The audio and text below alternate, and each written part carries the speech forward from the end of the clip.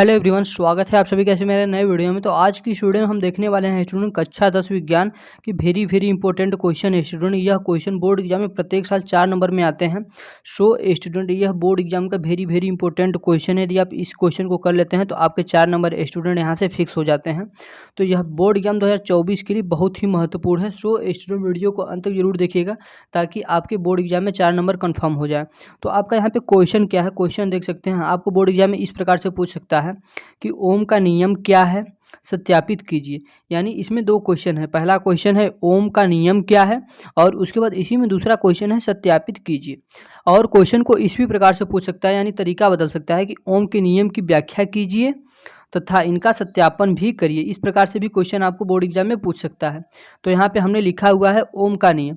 तो ओम का नियम स्टूडेंट सबसे पहले हम समझते हैं कि ओम का नियम क्या होता है। तो बेसिक हम समझते हैं।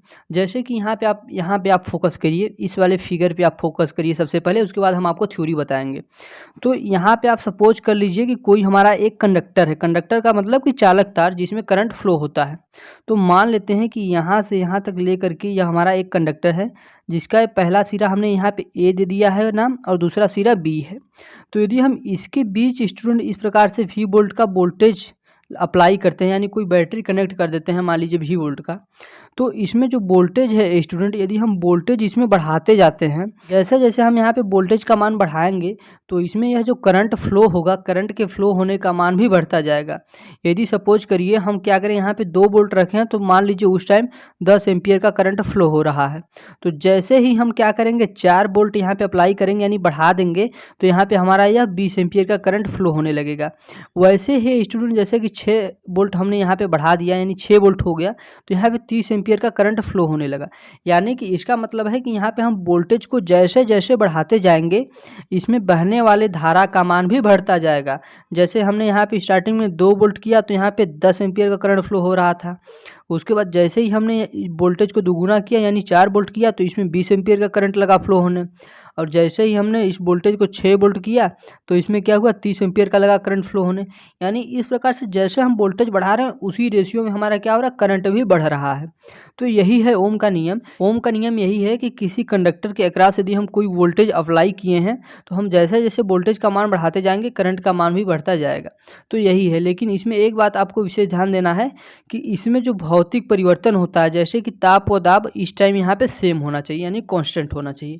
तो वही आइए हम इनका स्टेटमेंट देखते हैं यानी थ्योरी देखते हैं। ओम के नियम के अनुसार जब किसी चालक की भौतिक अवस्था ताप व दाब यानी इस चालक के चारों तरफ तापमान व दाबमान समान रहे तो अपवर्तित रहे। अपवर्तित का मतलब है कि कांस्टेंट रहे, बदले न, यानी परिवर्तित न रहे, यानी कि बदलने वाला न रहे, अपवर्तित रहे। चालक के सिरों के बीच का विभवांतर, जो चालक के सिरों का बीच का विभवांतर हमने लगाया है उसमें बहने वाली धारा जो आई है के समानुपाती होता है। यानी जो हम वोल्टेज यहाँ पे अप्लाई किए हैं यह वोल्टेज हमारा समानुपाती होता है करंट के। जैसे जैसे वोल्टेज बढ़ाते जाएंगे ये हमारा करंट भी यहाँ पे बढ़ता जाएगा। तो वही मतलब है कि भी हमारा प्रोपोर्शनल है आई के। तो जैसे जैसे हम वोल्टेज बढ़ाएंगे वैसे वैसे करंट का मान भी इसमें बढ़ेगा। तो यहाँ से यह जब हमारा समानुपाती का चिन्ह हटाएंगे तो यहाँ पे आर आ जाता है जो कि एक नियतांक होता है। तो इसको हम इस प्रकार से लिख सकते हैं V = IR, इस प्रकार से लिख सकते हैं। तो यहाँ पे आप आगे देखें, जहाँ R एक नियतांक है जिसे चालक का वैद्युत प्रतिरोध कहते हैं। यानी यह जो R है यह हमारा क्या है, वैद्युत प्रतिरोध यानी कि रेजिस्टेंस है। और जो इसका मात्रक होता है, इसका मात्रक ओम होता है। या तो आप हिंदी में ऐसे लिखिए या तो इसका सिंबॉलिक रिप्रेजेंटेशन जो है इस प्रकार से है।